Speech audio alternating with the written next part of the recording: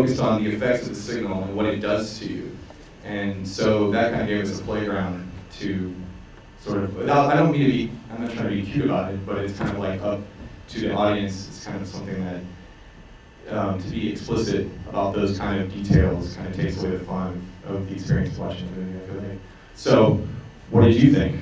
I'm not trying to get out of it, I'm just saying, I mean, it's kind of like a zombie type effect, because, you know, they just kind of fill in. Well, if you think about the rules of zombies, zombies are undead, and they, you know, want to eat brains, and everybody here was very conscious of what they were doing. It was a conscious thing. We've definitely been compared to a zombie film. We don't think it is.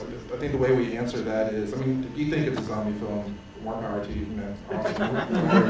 But I guess then you've never seen any zombies. Zombies are not rational. They don't know what they're doing. They're kind of mindless. And our people here, our killers, are mindful. They're very rational. It makes sense why they're taking the actions they're doing. Those people thought it was a zombie movie, so we're out.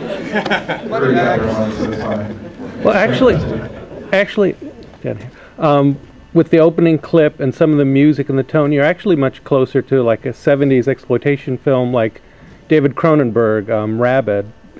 You know, city going down in flames as people go crazy, and they're not zombies. Right.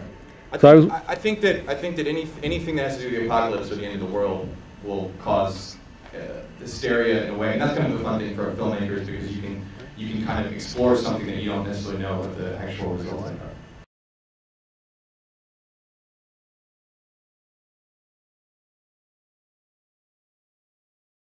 We basically were trying to at first trying to create something that was sort of three perspectives on the same thing, because the movie's about perspective, because what the signal does is it messes with your perspective.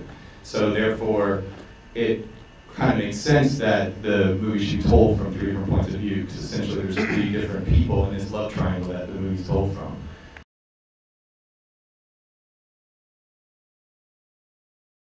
There were actually three directors, and it was sort of this really bizarre collaborative process that, in hindsight, we have really articulate explanations of why we decided to do that, but in the beginning it was simply that we all wanted to work together.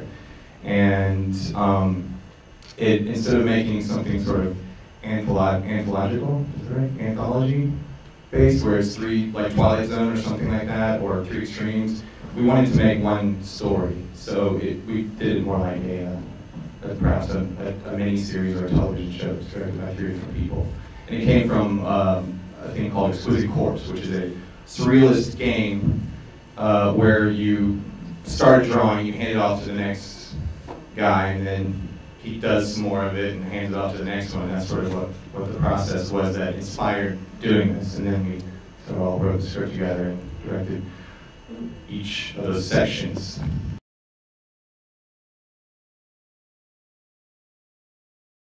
I think the three-director thing is unique to the signal in this process, and I don't know if I'd recommend it to anybody else, but I wouldn't say don't try it. Maybe Alex would, or Ben, or maybe one of the actors, but I think it's unique to the signal. So as we continue to develop the signal further, if people demand more us to continue on with that story, I think that we will definitely, because it's a ownership of that.